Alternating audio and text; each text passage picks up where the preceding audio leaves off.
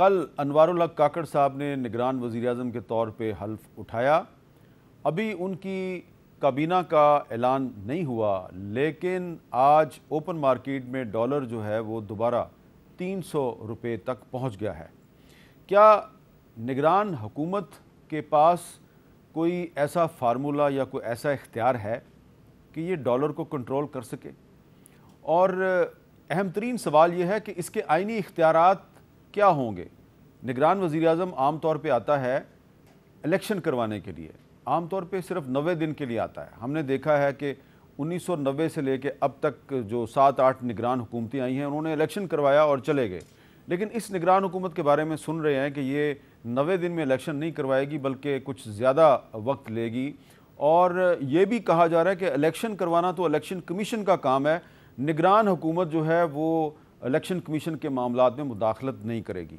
तो ये एक बहुत ही अहम सवाल ये बनता है कि जो निगरान हुकूमत और इलेक्शन कमीशन के इख्तियारात हैं, इनमें क्या फ़र्क है? क्या इलेक्शन कमीशन निगरान हुकूमत से ज़्यादा ताकतवर है? और जो निगरान वज़ीर-ए-आज़म है, इनका ताल्लुक़ है बलूचिस्तान से, और बलूचिस्तान का एक बहुत बड़ा मसला है लापता अफराद।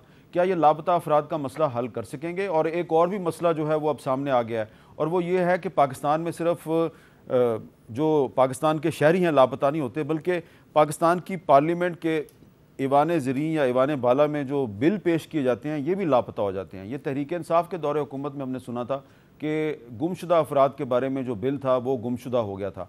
अब मुस्लिम लीग नून के सेनेटर इरफान सिद्दीकी साहब ने दोबारा शिकायत की है कि उनका पेश करदा एक बिल जो है वो भी गुमशुदा है, लापता है, मिसिंग है, उसका सुराग लगाया जाए। तो क्या निगरान वज़ीर-ए-आज़म जो हैं ये गुमशुदा शहरियों को तो छोड़ दें, गुमशुदा बिल का सुराग लगा सकते हैं? इस पर बात करेंगे। हमारे साथ मौजूद हैं सेनेटर सैफुल्लाह अबड़ो साहब, उनका ताल्लुक़ है तहरीक इंसाफ से, जनाब सेनेटर इरफान सिद्दीकी साहब, उनका ताल्लुक़ है मुस्लिम लीग नून से, और जनाब सेनेटर कामरान मुर्तज़ा साहब, उनका ताल्लुक़ है जमीयत उलमा इस्लाम से, और वो सुप्रीम कोर्ट बार के साबिक़ सदर भी हैं। तो गुफ्तगू का आगाज़ कर लेते हैं जी इरफान सिद्दीकी साहब से। इरफान सिद्दीकी साहब, आपको याद होगा कि पिछले साल नवंबर में आप हमारे शो में आए थे, तो आपने जिक्र किया था कि आपका कोई बिल जो है वो लापता है। तो नवंबर में ये बात हुई थी, उस वक्त तो आपकी पार्टी के सदर जो हैं शहबाज शरीफ साहब वज़ीर-ए-आज़म थे और PDM की हुकूमत थी, तो यकीनन हमारा ख्याल था कि बिल आपका जो है वो मिल गया होगा। लेकिन आपके ज़रा अल्फाज हम आपको ज़रा दोबारा सुनवा देते हैं, ज़रा सुने आपने क्या कहा था।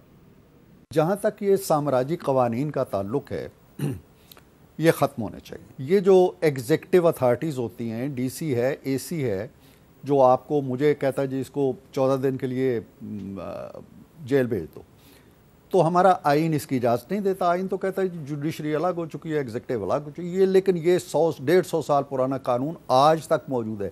मैंने एक तरमीमी बिल पेश किया, वो बिल सेनेट से भी पास हो गया, वो बिल कौमी असम्बली से भी पास हो गया। 7 महीने से वो बिल गुम है, लापता है। पार्लियामेंट से पास हो गया, लापता है। जबरी गुमशुदगी के खात्मे का बिल भी पार्लियामेंट से मंजूर हो चुका है, अमल दरामद नहीं और गुम हो चुका है, वो भी गुम हो चुका है। अच्छा, अब इरफान सिद्दीकी साहब, ये जो पिछले कुछ हफ्ते थे, इन हफ्तों में तो पार्लियामेंट ने बहुत से बिल पास किए। तो आपका ताल्लुक़ तो उस जमात से था जिसके वज़ीर-ए-आज़म जो हैं वो प्राइम मिनिस्टर हाउस में बैठे हुए थे। तो नवंबर 2022 में आपके बिल को लापता हुए 7 महीने हुए थे, और अब आ गया है अगस्त 2023। तो बिल आपका अभी तक लापता है या कुछ उसका सुराग मिला आपको? जी, बहुत शुक्रिया मीर साहब। पहले तो मैं ख़ास तौर पे शुक्रगुज़ार हूँ कि 7 महीने पहले भी आपने इस इशू का तज़किरा किया था, और अब 14 माह हो गए हैं, यानी 7 महीने और ऐड हो गए हैं। और आपका चैनल और आपका शो पहला शो है जो इस पे बात कर रहा है। मैंने बहुत दफ़ा, ये आपके मेरे 2 रफ़ीक बैठे हुए हैं जो सेनेट में हमारे साथ होते हैं, ये गवाह हैं कि मैंने सेनेट के अंदर मुतअद्दिद बार ये इशू उठाया कि इस बिल का सुराग लगाया जाए, ये कहाँ गया है। लेकिन यकीन जानिए कि ये भी कहा गया चेयरमैन साहब की तरफ से जी कि हम एक कमेटी बनाते हैं और इसका सुराग लगाते हैं, लेकिन इसका कोई अता पता नहीं चला। इसके बड़े हैरान कुन पहलू हैं। अगर आप 2 मिनट मुझे देंगे तो मैं तज़किरा करूँगा कि इसकी बैकग्राउंड ये थी कि जब मुझे 2019 में पकड़ा गया और एक यंग खातून असिस्टेंट कमिश्नर ने मुझे 14 दिन के लिए जेल भेज दिया, तो मैंने सोचा कि ये कहाँ गया आइन का आर्टिकल 175(3) जो है, जो कहता है जी कि एग्जीक्यूटिव अलग हो गई और जुडिशरी अलग होगी। एनी हाउ, जब मुझे मौका मिला, मैं सेनेट में आया तो मैंने एक बिल तैयार करवाया, बहुत से दोस्तों से ने मुशावरत की जो कानूनी सूझबूझ रखते हैं, और उस वक्त पीटीआई का दौर था। जब मैंने ये बिल पेश किया तो वज़ीर मोहतरम ने मुखालफत नहीं की। उन्होंने कहा जी कि ये अच्छी स्पिरिट के साथ आ रहा है और हम चाहते हैं कि एग्जीक्यूटिव के जो जुडिशल पावर्स है ये ख़त्म की जाएं। बिल चला गया सेनेट कमेटी जो है दाखिला की, उसके चेयरमैन भी पीटीआई के थे, मोहसिन अजीज़ साहब। वहाँ थारोली डिस्कस हुआ। शेख रशीद साहब वज़ीर दाखिला थे, वो ख़ुद भी तशरीफ़ लाए, इसकी नोक पलक संवारी गई और उन्होंने रिकमेंड किया कि इस बिल को मंजूर किया जाए। ये आया सेनेट में, उस वक्त पीटीआई की हुकूमत जा चुकी थी, सेनेट ने इत्तफाक राय से मंजूर किया। 8 जून को ये कौमी असम्बली से पास हो गया, 21 जून को इसको भेज दिया गया सदर की असेंट के लिए। अब वो दिन है और आज का दिन है, इसका सुराग नहीं लग रहा। बीच में ये कहीं रुका पड़ा है, ये गया ही नहीं है, या वज़ीर आज़म हाउस में रुका पड़ा है। ऐवान सदर ने पिछले साल अगस्त में ये वजाहत की कि इस नाम का कोई बिल जो है हमारे पास नहीं आया है। अच्छा। ना ही हमारे पास रुका पड़ा है।